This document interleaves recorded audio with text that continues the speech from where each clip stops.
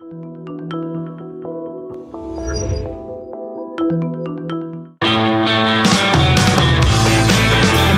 is the Gerry Callahan Show. And I think we have to start on a sad note on this Wednesday, June 4th. Sad news out of Boulder, Colorado, where the other day, as you know, a Muslim fanatic set 12 Jews on fire in the name of Allah. We have a statement. We have a video from the perpetrator, from the terrorist. He's in custody, 45-year-old Muhammad Salman. That's not the sad part. In fact, we do have some good news. Of the 12 victims, only 2 remain hospitalized, which surprised me. We don't know who is still in the hospital. We don't know if it's the 88-year-old Holocaust survivor who survived Nazi Germany, who survived the Holocaust, only to be torched by a Muslim fanatic in Boulder, Colorado. But really, I think the big story today, that's big. That's obviously news. But the big story today is a really sad, kind of heartbreaking story. It's about the cruelty of the American immigration system. And it really, really hits home. I'm pretty sure everybody is going to be devastated by this. Let me just give you the headline from USA Today. Boulder suspect's daughter dreamed of studying medicine. Now she faces deportation. I mean, if that doesn't hit you in the heart, if that doesn't just tug on your heartstrings, I don't know what will. The poor girl, she was here illegally, but that's beside the point. She was here living the American dream with her Muslim fanatic father, who in a video said Allah is more important to him than his family, and he was doing it for Allah. And by the way, the Boulder Police Department, the super woke Boulder police chief, he's still working on the motive. Give him time. You know, investigations take time. He's going to nail it any day now. He's going to find out what the motive was for a guy who was shouting "Free Palestine" while setting Jews on fire in the city of Boulder. He doesn't want to jump to conclusions. He'll get to that. We'll give him time. But here's the story from USA Today, the real story, the big story today. She moved to the United States with a dream of studying medicine to transform lives. Then her father was charged with attempting to take them in connection with a fiery assault on pro-Jewish protesters in Boulder. Now, Habiba Solomon, daughter of the Boulder attack suspect, faces deportation along with the rest of the family. I mean, really, if that doesn't hurt. The poor girl was dreaming of studying medicine, and now she's going to be sent back to Kuwait, where she came from when she moved here and stayed here illegally. And I guess they don't have medical schools in Kuwait or in the Middle East or in Egypt, where her father is from. She only had one chance in life. It was to attend medical school in the United States. And now those dreams are dashed. Man, does the government, does the Biden, Trump administration have any sympathy? Do they have any heart at all? I mean, they celebrated last night when they announced they were deporting the whole family. Yes. This tweet is spectacular. From the official White House Twitter account, they announce, can you throw that up for me, Ironhead? They announce on the official White House account. No? Are you awake? Hello? 6 one-way tickets for Mohammed's wife and 5 kids. Final boarding coming soon. With a picture of this monster, of this maggot, of this low-life piece of garbage who was let into the country by Joe Biden and Alejandro Mayorkas and Kamala Harris. They allowed this monster into the country on a tourist visa, and then when it expired, he overstayed it. They gave him a work permit when he began driving an Uber. I believe he's driving the Uber in the video where he announces that he did it for Allah. This is, as Stephen Miller called it, suicidal immigration policy. Suicidal. Why? How does a country allow someone like this into this country? And not just someone like this, millions, hundreds of thousands, if not millions of people like this. It is out of control. I have a list right here just from today of anti-Semitic attacks on this country. And it's getting worse by the day. It is alarming. And if it were happening to any other group of people, if this were an attack on Black people, on gay people, on Muslim people, it would be a national outrage. It would be the lead of every news report. It would be all you could read about online, newspapers, every day above the fold. I remind you that this attack, when a Muslim fanatic set Jews on fire, was on page A15 of the New York Times. They don't want you to know about it. They just want to give it a good leaving alone and hope it goes away. But you know what's going to happen? It's going to happen again and again and again because of our suicidal immigration policy of the last 4 years, hell, of the last 50 years, where we don't identify these threats, these people who hate our country. We had a commencement speaker at Harvard the other day with ties to the Chinese Communist Party. We had a University of Michigan student, 2 of them busted for smuggling in a fungus designed to kill our crops. And Trump was the bad guy when he said, we have to stop this. We have too many foreign students. We don't have enough vetting. We are letting in people who hate us and actively want to hurt us. That is what is happening. And that is why, first of all, we should thank God Trump won once again, because it would still be going on. Today, there would be Muslim terrorists walking across the border if Kamala Harris had won. There would be Chinese students plotting, planning, working for the Chinese Communist Party on our college campuses. We'll get to the Michigan story and the Harvard story, by the way.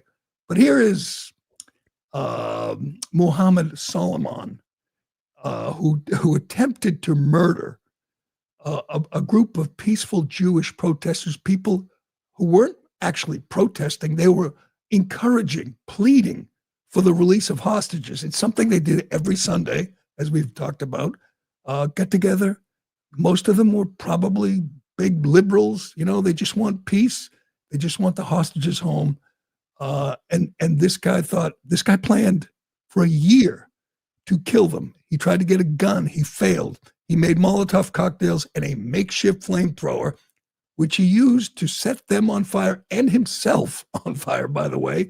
There's new video where he shows up with an orange vest and a bunch of flowers, posing as a gardener, a landscaper. And when he takes out his makeshift flamethrower, he sets his vest on fire. That's why he was shirtless. That's why we got to see his girth in all the videos. But here he was recently talking about his loyalties. I got a question. If he doesn't care about his family, why should we? There was some sentiment online last night, I was amazed, who were comparing what we're doing here, deporting the family, with what they do in North Korea. In North Korea, if you could commit a crime, they put the whole family in prison. They put babies in prison if the mother or father commits a crime. I got one small problem with that. We're not putting his family in prison. We're sending them home. They're here illegally. They're not legal citizens. They're not being punished for this crime. They're being punished because they're not supposed to be here. So they get to go home to Kuwait. The daughter gets to go to medical school in Kuwait if she can get in. Hell, the family will probably be honored in some circles in the Middle East for what this man did. But sending them home when they're here illegally, when Biden let them in illegally, is not sending them to prison. Hell, it's not really a punishment. They're just going home. They're not supposed to be here. I should get to the rest of this USA Today story. It's amazing, the reaction from the mainstream media to something like this. They literally talk to her teachers about what a great student she is and how she applied for scholarships and won scholarships. That's the story on, what would that be, Tuesday? What would that be, 3 days after her father tried to murder a bunch of elderly Jews? They decide to call the school, call the teachers, call the the administrators and write a sob story about what a good student this girl is. He waited till she graduated. That's why he did it on this day, because she just graduated. He didn't want to interrupt her high school studies. And now we're supposed to feel bad that she can't stay in this country and study medicine and learn how to help people. This is amazing. Let's play a little of this. It's in Arabic, but we have subtitles. And it's you can understand a couple of words pretty clearly. Allahu Akbar. Funny how we always seem to hear that from people who try to set Jews on fire, but go ahead, play a little. الله أكبر من كل شيء، الله أكبر من الصهاينة، الله أكبر من أمريكا وأسلحتها، الله أكبر من طائرات الF-35. Allah is greater than F-35s. It's greater than everything. So we do fear those who are inferior to Allah. That's us. Told my wife every day to do something, my wife and son, and they didn't do it, I would be angry. Maybe I would divorce my wife. Maybe I would kick my son out of the home. And what about Allah, who says to us every day, Allahu Akbar? Allahu Akbar. لا تنسوا الله أكبر لا تنسوا الله أكبر من كل شيء. Zionists, America, Britain, France, Germany, Allah is greater than all of them.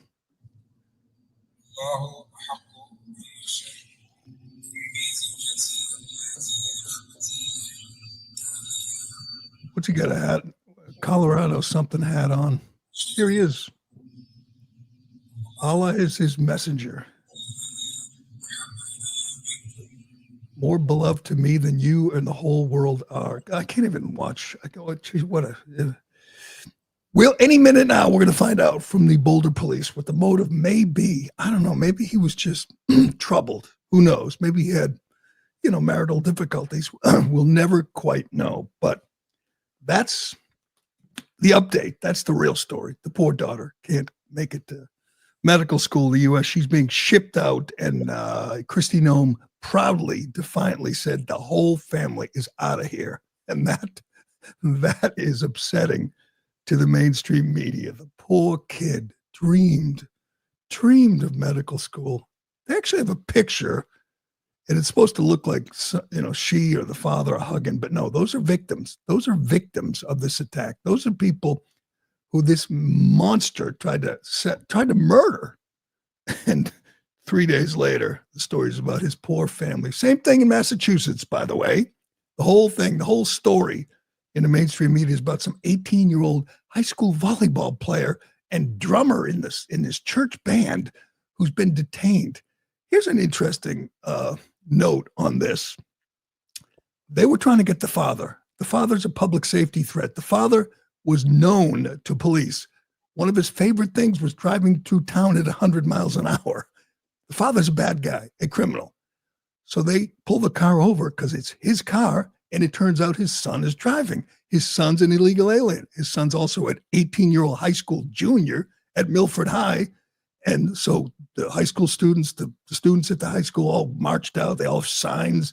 Every single elected official, Ayanna Pressley, Liz Warren, Ed Markey, Maura Healey, every single one demanding the release of Marcelo Gomez, the son. Where's the father? As far as we know, the father is still at large. The father hasn't turned himself in. The father hasn't said, take me and let my son go. The father is an illegal alien criminal who's on the loose, and they're still looking for him. Has any of these public officials, any of these elected Democrats said, where's dad? Time to turn yourself in. If you really want to help your son, why don't you go into a cell with him? Why don't you demand he be released if you turn yourself in? But they don't care. They don't care about the illegal alien arraigned earlier this week for raping his 8-year-old daughter, blindfolding her, tying her up, and videotaping it. That's a real case. That was in court 2 days ago. And Democrats say nothing. The governor says nothing. about that. It's all about this one 18-year-old kid. Well, and by the way, they're all saying they're going to stand against ICE, stop ICE, fight ICE. ICE, these heroes who are literally removing murderers and rapists and drug dealers from your communities. I can't think of anything that could be more beneficial to an elected official than have drug dealers and murderers removed from your community.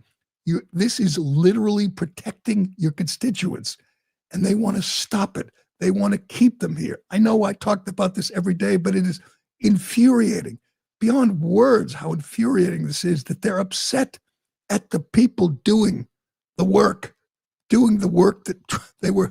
that Trump was elected to do. Get gang members, get monsters with face tattoos and weapons and fentanyl, get them out of the neighborhood, get them out of the community, and Democrats will just stop at nothing to prevent that.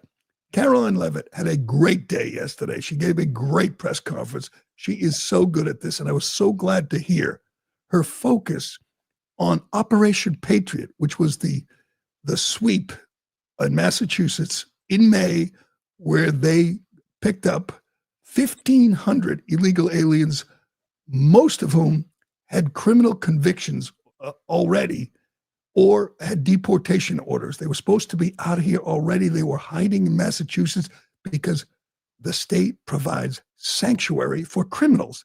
It's what we do here in Massachusetts. We protect criminals, but the federal government, the Trump administration, ICE didn't stop them. It didn't deter them. They came in, did their job, and made the state much safer.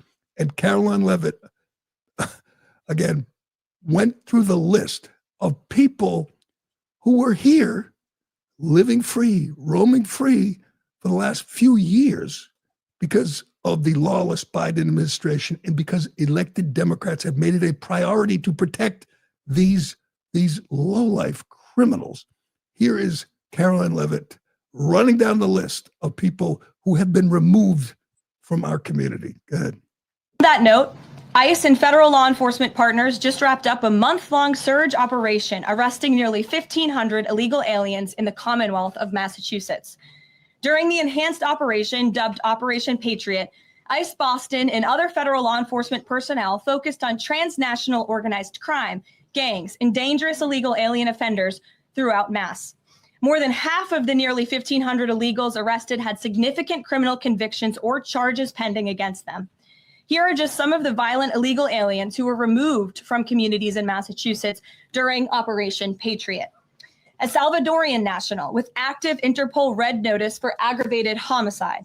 A Guatemalan national and registered sex offender who had pending criminal charges in Boston for 5 counts of indecent assault and battery on a person 14 or over.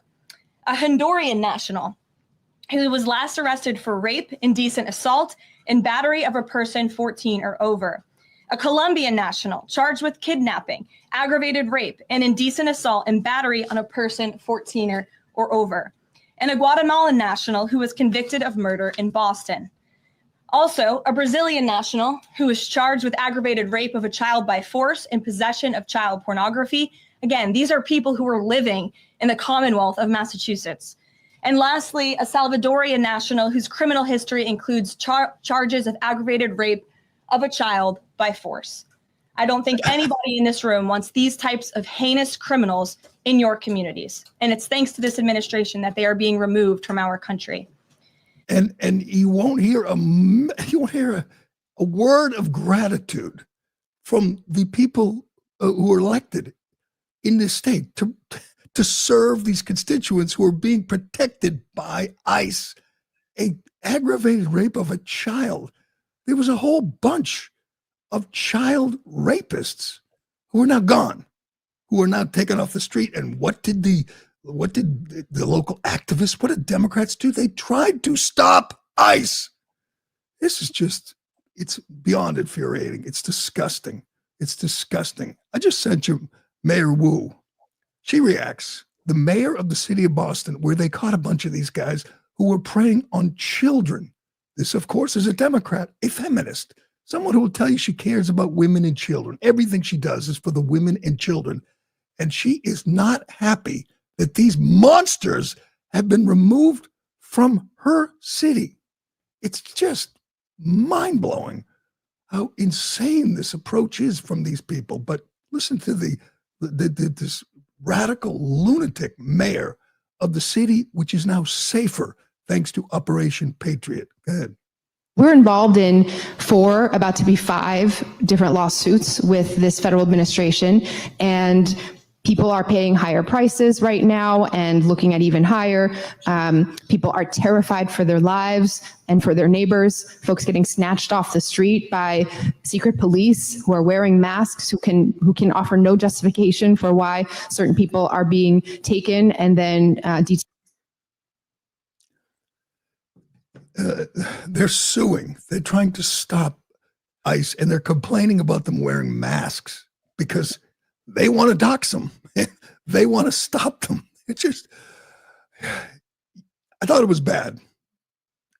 It's worse. It's worse than you think. The most powerful Democrat in D.C., hell, the most powerful Democrat in the country is Hakeem Jeffries. You would say this a dime store, a dollar store Obama, this actor, everything he does is like a performance. He can't just talk like a human being. He went before the cameras yesterday with the flags behind him and admitted that he wants to put the identities of these heroic ICE agents who are going into bad neighborhoods. And we played you that video yesterday of the guy who said he's going to put a bullet in their head. They've already been doxxed. In some places, some of these ICE agents, their kids' identities have shown up on social media. This is a real problem. That's why they're wearing masks, because they know these absolute maggots are going to put their faces, their names on social media and try to get them hurt for doing their jobs. Imagine if we did that, I don't know, to the cops who, Capitol Police on January 6th, and someone said, let's get their identities and post them and harass them. What would Hakeem Jeffries say about that? But in this case, we have law enforcement officers who are literally chasing child rapists and murderers. And Democrats are so determined to stop them that the leading Democrat in D.C. is telling us they're going to dox them. This is incredible. Listen to this. Every single ICE agent who's engaged in this aggressive overreach and are trying to hide their identities from the American people will be unsuccessful in doing that. This is America. This is not the Soviet Union. We're not behind the Iron Curtain. This is not the 1930s. And every single one of them, no matter what it takes, no matter how long it takes, will of course be identified. Maturity over Mar-a-Lago. Did I hear that correctly? Every single one of them will be identified. We played you the video yesterday from Todd Lyons, the head of ICE, who was upset that someone even asked, why are they wearing masks? And he explained that they've already been doxxed, threatened. There are people who want to kill them. In fact, somebody will. As Tom Homan predicted yesterday, either an ICE agent's going to get shot or somebody who is attacking an ICE agent's going to get shot, but somebody's going to get hurt because of this current climate created by Democrats who want to stop law enforcement from arresting hardened criminals. They want to identify ICE agents. That's not some lunatic Antifa guy. That's not some protester or some crazy Worcester City Councilwoman.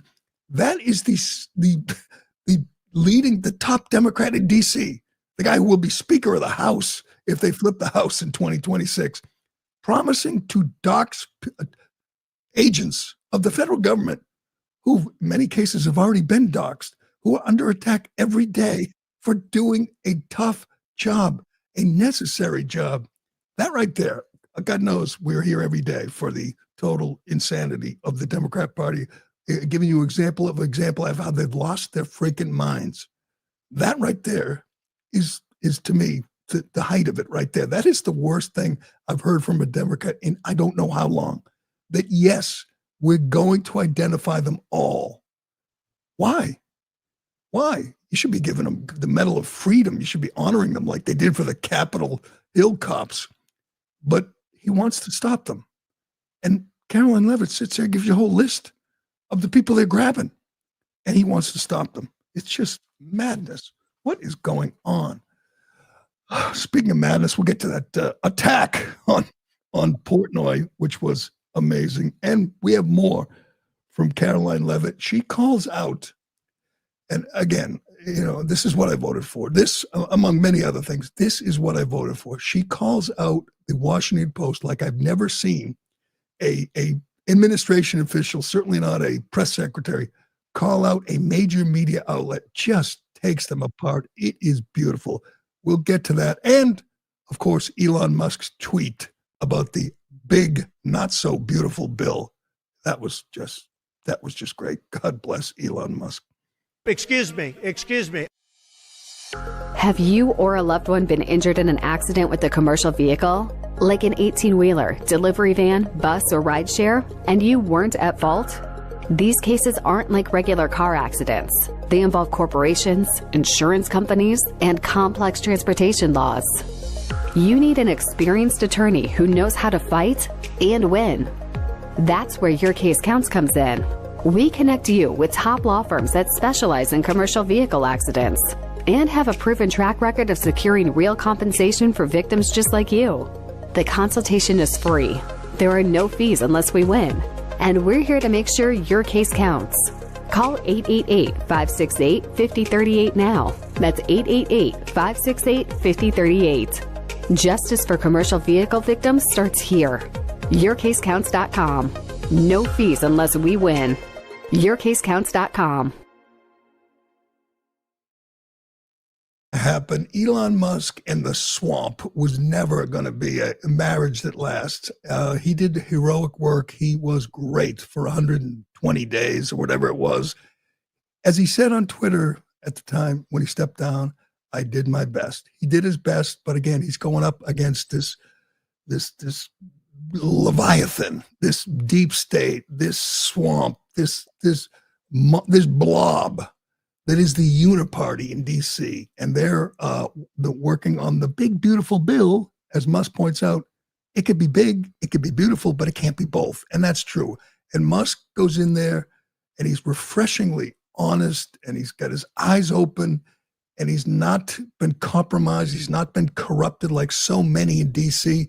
And he's looking at this bill and saying, this is not what people voted for. This is not what you promised. And he's right.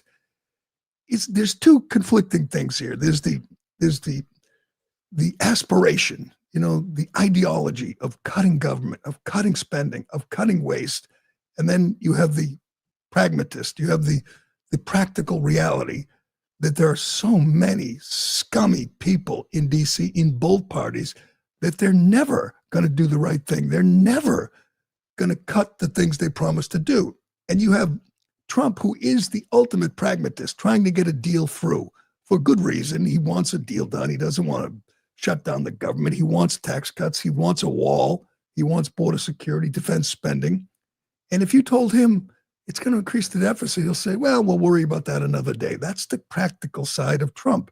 And then you have Musk, who's kind of an ideologue, saying, I thought we voted for a new approach here. I thought we were all in this together. And then he learns. He's like William Wallace in Braveheart when he pulls off Robert the Bruce's helmet and realized he's been betrayed.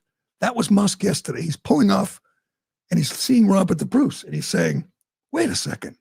I thought we were in this fight together. Look at this pork. Look at this. Look at the deficit goes up.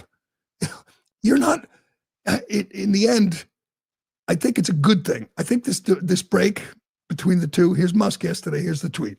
I'm sorry, but I just can't stand it anymore. This massive, outrageous, pork-filled congressional spending bill is a disgusting abomination. Shame on those who voted for it. You know you did wrong. You know it. And it's got, look at that, 96 million likes from Musk. This is great. This is a guy just being honest. He's not sitting there making a backroom deal. They're saying, hey, keep it under your hat. We got to get this through. We got, in my district, we have this project that I have to protect, this highway or this green new project. He has a problem because the Republican Party is not unified, because the Republican Party is got a whole bunch of backstabbing snakes and rhinos. They have the majority, but not really, not when it comes right down to it, because you have people like Lisa Murkowski and Mitch McConnell and Susan Collins.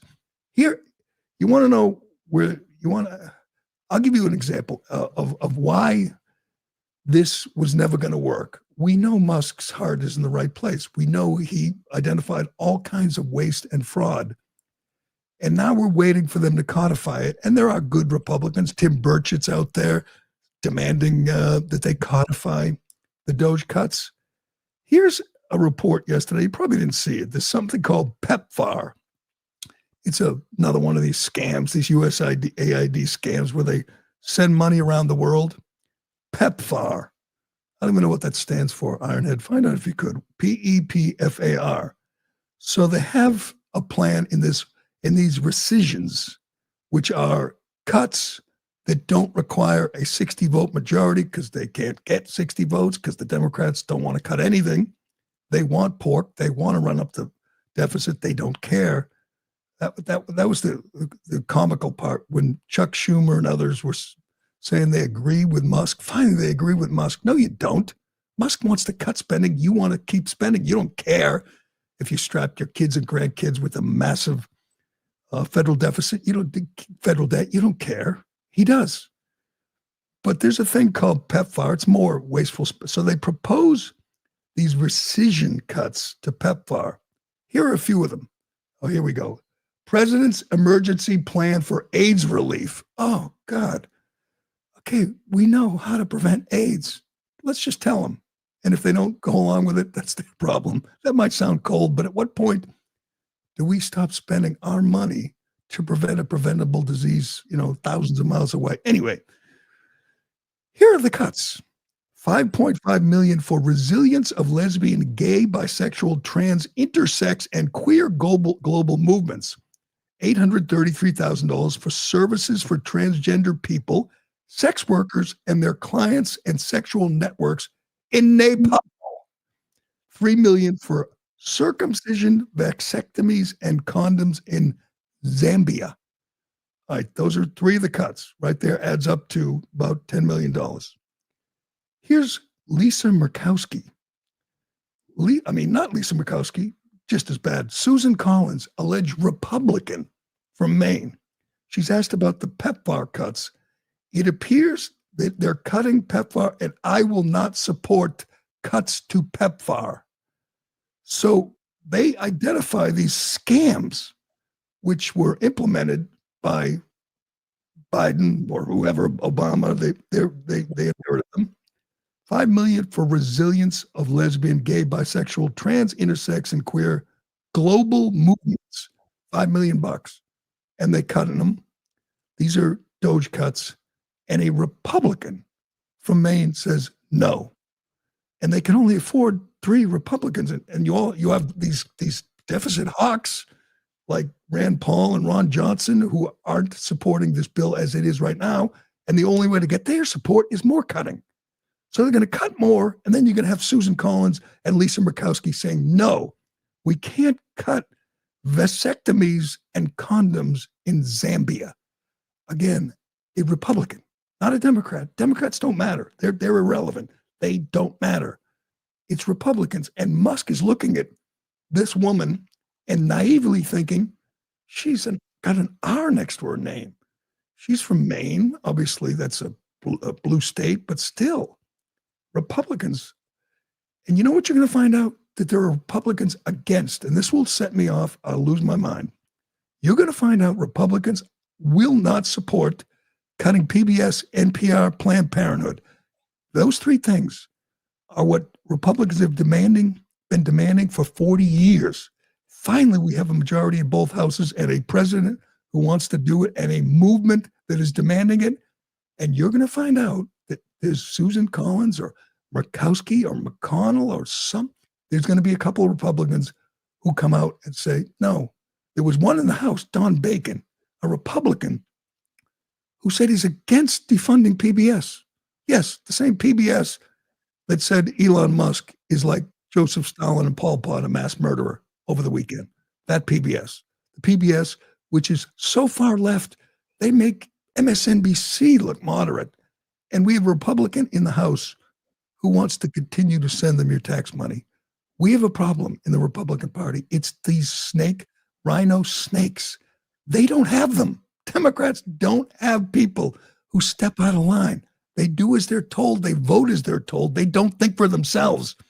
Republicans have these cowards like Bacon and Collins and who want to be in with the in crowd. They don't want to upset the mainstream media. They don't want, Margaret Brennan and George Stephanopoulos to be mad at them. They want to go to the parties, go to the cocktail parties and the big events. They want to be liked by the mainstream media and by their Democrats. So they stab their voters in the back, and that is what's going to happen.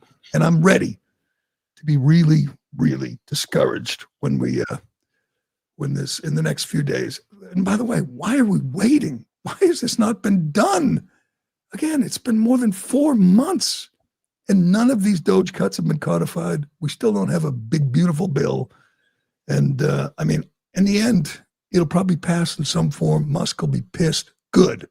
Musk is like the conscience of the MAGA movement now. He's the one speaking the truth. And again, he doesn't have to, get this bill passed. Trump does. So he is free to speak his mind, and I'm glad he is. He is just so refreshing, and he just is never going to fit in the swamp. But all right, let's get to my other favorite Caroline Leavitt moment, because God knows the mainstream media is more corrupt than ever. They're more dishonest than ever. And you saw what she classifies, I think, as the most dishonest headline I've ever seen. And you probably heard about it. The Washington Post ran a story about the decline in fentanyl coming over the border, and they called it mysterious. The mysterious decline of fentanyl seizures over the southern border. Honest to God, I know they've tried to, Jeff Bezos has said he wants more balance at the Washington Post.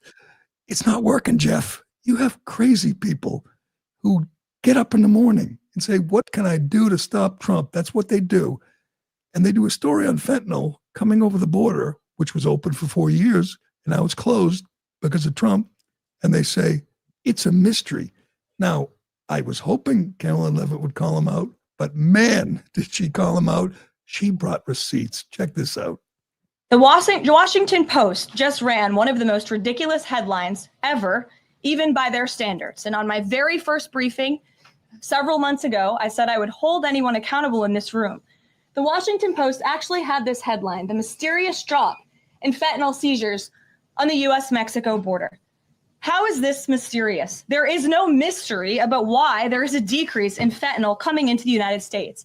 This administration's strong border policies are the reason there has been a decrease in fentanyl trafficking. His strengthened relationship with Mexican President Sheinbaum and all of the measures he has been taking to deter illegal human and drug trafficking at our United States southern border is the reason for plummeting fentanyl seizures at the U.S. border. There is nothing mysterious about that, and we'd like to see the Washington Post update their headline accordingly. This is clearly trying to intentionally manipulate the minds of the Americans, and I think the American people understand why there's been a fentanyl drop. And our office responded to this inquiry. We provided a whole host of the reasons that fentanyl seizures at the southern border have dropped, and the Washington Post refused to run them, and that's despicable. She provided all the reasons, and they refused to run them. It is amazing. I mean, the Washington Post isn't really a newspaper. It's like the New York Times or Boston Globe. They're just, rags run by Democrats. They're just the voice of the resistance. They're like political, newsletters for Democrats. But there's another. I sent you this other example of the Washington Post. Talk about having a bad week. The Washington Post had to run a correction, and I've never seen a correction quite like this. It is amazing. Let me find it here. The original story here, and then I'll post the correction. I think the original story is below. Isn't it below the? Yeah, you wouldn't be able to read it if I had. Okay, good. Yeah, good point. Good point. Here's the original story, the original headline for the story, which was just fact checked by a million people online. They write in their headline, at least 31 people were killed Sunday morning in southern Gaza, according to the Strip's health ministry, when Israel's troops opened fire on crowds making their way to collect aid. So they claim 31 people, Gazans, were murdered by Israeli troops who were going there to get aid. By the way, they mentioned the Strip's health ministry. That's Hamas. That's according to Hamas, who lies every day. They lie about everything, but they don't offer any skepticism because, they hate Israel. They hate Jews, just like all the far left people. Everything, no Jews, no news. And in this case, they can blame Jews, so they run it.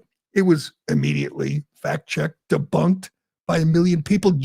Israel didn't open fire on people to get aid. In fact, Hamas is shooting their own people if they steal aid, who are hungry people. And you don't even see that covered in rags like the Washington Post. Here's the correction. We've deleted the post below because it and early versions of the article didn't meet Post's fairness standards. Oh, sure. The background. Early versions of the article on Sunday stated that Israeli troops had killed more than 30 people near a U.S. aid site in Gaza. The article failed to make clear if attributing the deaths to Israel was the position of the Gaza Health Ministry or fact verified by the Post. The article and the headline were updated on Sunday, making it clear that there was no consensus about who was responsible for the shootings and that there was dispute over the questions. Of course, there was no dispute that Israel didn't do it. And there's video. They're such liars. And the corrections, the mistakes, as always, only go one way. Only go one way. If it makes, Trump look bad or Israel look bad, that's what they will write. That's what they will believe. And they are running with stories and some inflammatory like that, which, I don't know. Do you think a story like that might inflame, upset, I don't know, let's say some unbalanced Uber driver in, Boulder, Colorado, who might see that, say, Israel killed 31 innocent people, and they get so enraged that they take action against Jewish people? Do you think maybe that punk in D.C. who shot two innocent Jewish couple outside the museum, you think he reads stories like that and it sets him off? Just a theory. Or people like, Elon Omar and Rashida Tlaib say to the river to the sea and Palestine will be free. Do you think they get triggered by elected officials who spew outright anti-Semitism in this country these days, or people in the media? Do you think that they get programmed or indoctrinated by politicians and media people who hate Israel? Just a theory. It's gotten to the point where Dave Portnoy can't even do a pizza review without some vile anti-Semite heckling him. And again, Portnoy's not particularly political. I know he supported Trump, but he wavers, when his stock portfolio takes a hit, he wavers, but he's a performer, but he's not a politician. He doesn't have any influence over the IDF, the war in Gaza. He has no responsibility for that, but, and he's not particularly, religious or, particularly Zionist. He just happens to be Jewish. And he's doing a pizza review in Toronto, and some punk yells out, well, whatever, let's watch. So he's calling this old school terrazza. One bite, everybody knows the rules. We didn't get here the first time. Place is very cool on the inside. We got Frankie Lazzani's whole story, which almost seemed borderline not believable. Like, see, there we go. There we go. What are you guys fucking laughing about? Terrible. Exactly. So here we go. One bite, everybody knows the rules. We won't let that get into what is that Toronto hospitality there? That's terrible. Honest to God, he's doing a pizza review and the guy says, whatever, F the Jews. That is out of control. It is out of control. There are a couple other stories, and I won't get too deep into them, but we now know one of the prominent Columbia protesters, that we had watch that roiled up everybody on that campus in the fall or all last year after October 7th, had direct ties with Hamas. They were communicating with Hamas. In fact, Hamas told hostages that they had agents in the U.S. leading the protest. And the New York Post has the whole story this morning about their guy, Hamas's guy at Columbia in New York. And we should get to that. It's not even like our top 5 stories today. A Michigan, let me get the story, Michigan student, researcher at the University of Michigan, bringing in deadly fungus. I'll put up Kash Patel's statement. This is good. I mean, I know we criticize Patel and Dan Bongino for not getting anything done yet, but man, do they have their horse. They're dealing with Muslim terrorists and they're dealing with illegal aliens. They're dealing with political corruption. And now we have Chinese agents smuggling fungus into the country.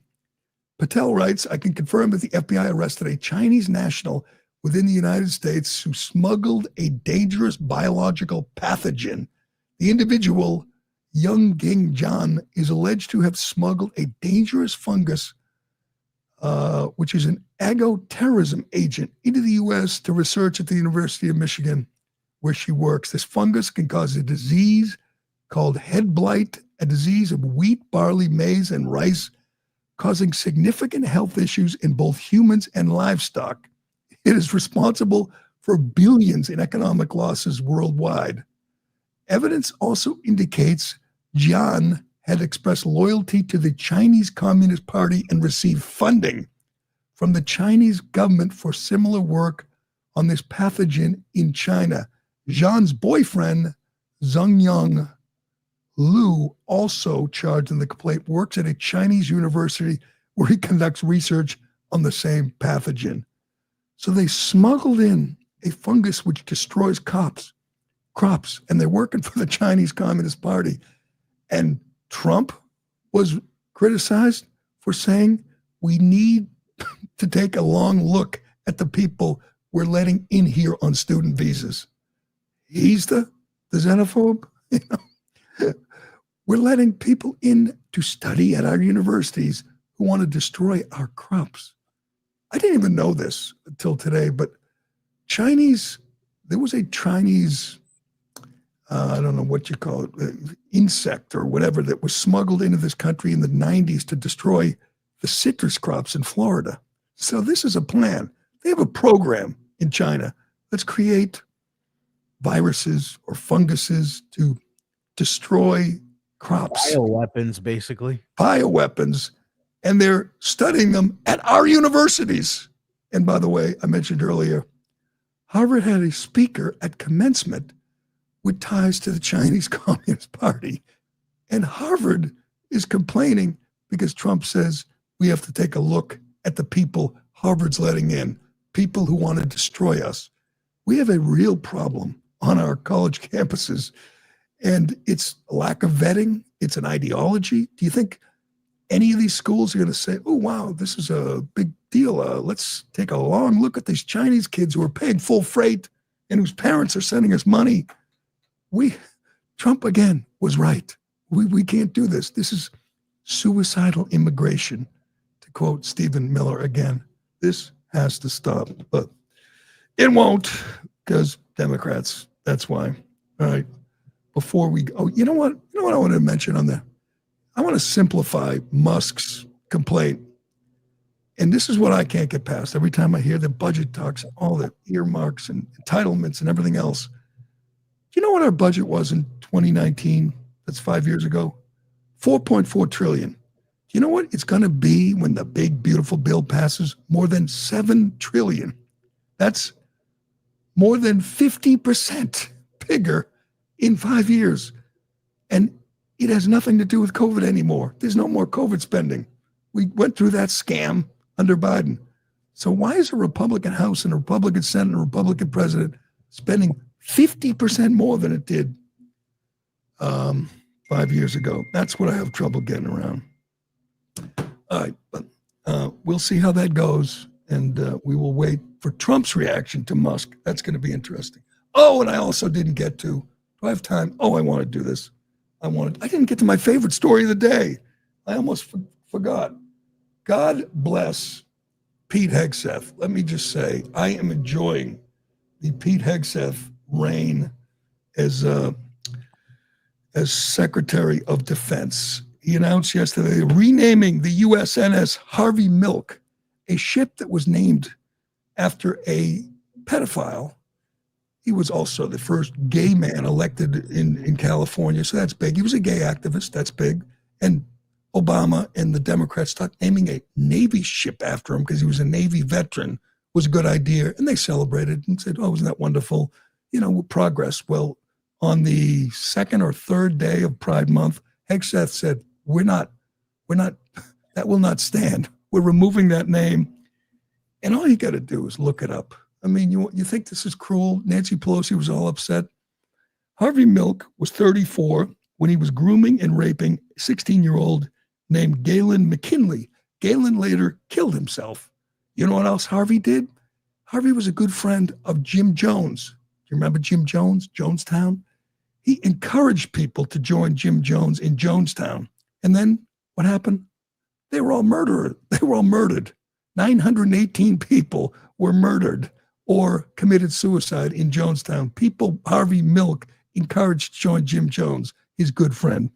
So I would say it's a little bit of a checkered past for Harvey Milk. He never should have had a ship named after him just because he was gay.